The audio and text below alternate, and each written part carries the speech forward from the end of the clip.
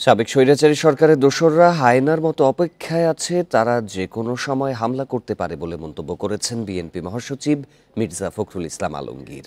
শনিবার কেন্দ্রীয় শহীদ মিনারে এক স্মরণ সভায় তিনি আরও বলেন, ছাত্র জনতার আন্দোলনে অর্জিত বিজয় নস্যাতের যে কোনো চক্রান্ত রুখে দিতে হবে।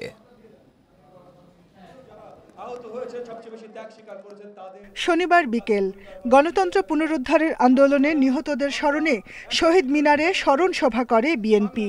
বৃষ্টি মাথায় নিয়ে চলে পুরো অনুষ্ঠান। অনুষ্ঠানে বক্তব্য রাখেন শহীদ পরিবার ও নির্যাতিত পরিবারের সদস্যরাও। আমার ছেলে আন্দোলনে যে দুইটা চোখ হারাইছে, আমার ছেলে, আমি খুবই গরিব, আমার ছেলে, আমি যে তোমার বেঁচে আছি এই তোমায় আমার ছেলের কে দেখবো, দেখার কোনো লোক নেই।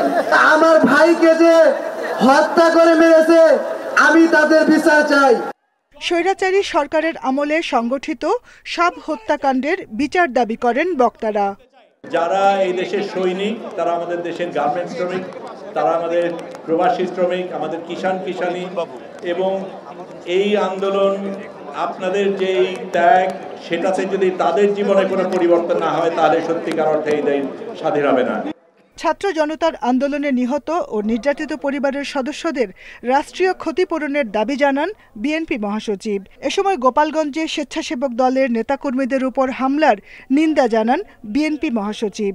গতকাল গোপালগঞ্জে আমাদের স্বেচ্ছাসেবক দলের সভাপতি জিলারির উপর আক্রমণ করা হয়েছে, তার স্ত্রীকে আক্রমণ করা হয়েছে। আমি নিজে গিয়ে দেখে এসেছি। একজন নেতা শহীদ হয়েছে। বন্ধুগণ, পরিষ্কার বোঝা যাচ্ছে যে তারা এখনো আবার হায়নার মতো লুকিয়ে আছে, যে কোনো সময় তারা আক্রমণ করবে। সেই আক্রমণকে আমাদের প্রতিহত করতে হবে। ছাত্র জনতার আন্দোলনের মাধ্যমে অর্জিত বিজয় নস্যাতের সব চক্রান্ত রুখে দেওয়ারও আহ্বান জানান বিএনপি মহাসচিব।